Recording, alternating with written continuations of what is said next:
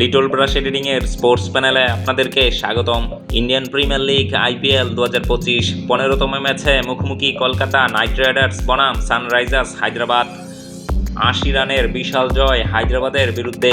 কলকাতাবাসীর মুখে হাসি ফোটালো কেকেআর। গত ম্যাচের ব্যর্থতা সরিয়ে চেনা ছন্দে ফিরল কলকাতা নাইট রাইডার্স। গড়ের মাঠে বৃহস্পতিবার হায়দ্রাবাদের বিরুদ্ধে জয় পেল আজিঙ্ক্য রাহানের দল। ম্যাচের শুরুতেই ব্যাটাররা গড়ে দিয়েছে জয়ের মঞ্চ। ভেঙ্কটেশ, রিঙ্কু, রঘুবংশীদের দাপটে প্রথমে ব্যাট করে 200 রান তুলে কলকাতা।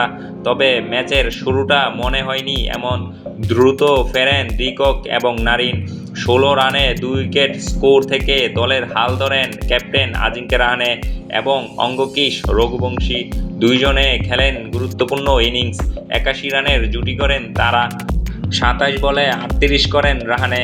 32 বলে 50 রানের ইনিংস খেলে আউট হন রঘুবংশী। শেষে 93 রানের পার্টনারশিপ রিঙ্কু ও ভেঙ্কটেশের। জোরো ইনিংস খেলেন ভেঙ্কটেশ আয়ার। জবাব দেন সমস্ত সমালোচনার। প্যাট কামিন্সের এক ওভারেই তুলেন 21 রান। শেষ পর্যন্ত আউট হন 28 বলে 60 রান করে। 18 বলে 32 করে অপরাজিত থাকেন রিঙ্কু সিং। 201 রানের লক্ষ্য তাড়া করতে নেমে শুরু থেকেই চাপে পড়ে হায়দ্রাবাদ। একটা সময় 9 রানে 3 উইকেট হারিয়ে ডুবছিল তারা। তাবিজ হেড 2 বলে 4 রান করেন। আরেক ওপেনার অভিষেক শর্মা করেন 2 রান। ড্রাইভ দিয়ে ঈশান কিষানের ক্যাচ ধরেন রাহানে। এরপর চেষ্টা করেও বড় ইনিংস খেলতে পারেনি নিশীথ রেড্ডি। তিনি করেন 19 রান। কামিন্ডু মেন্ডিস আউট হন 27 রানে। গত 2 ম্যাচে বড় ইনিংস খেলা তরুণ ক্রিকেটার অনিকেত বর্মা করেন 6 রান। শেষে কিছুটা প্রতিরোধ গড়ে তোলার চেষ্টা করেন হেনরি ক্লাসেন এবং প্যাট কামিন্স। 33 রান করে ভৈরবের বলে আউট হন ক্লাসেন।